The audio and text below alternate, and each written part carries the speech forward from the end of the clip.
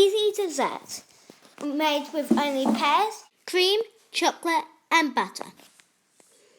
So first, you get the pears and chop them up into nice and small pieces.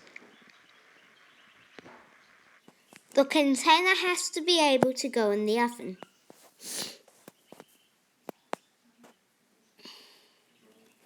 Then you put the butter on,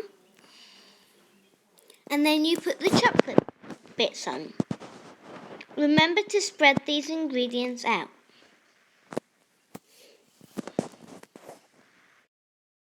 To cook it well, the oven has to be at 180 degrees. When you've done that, then put it all in a bowl.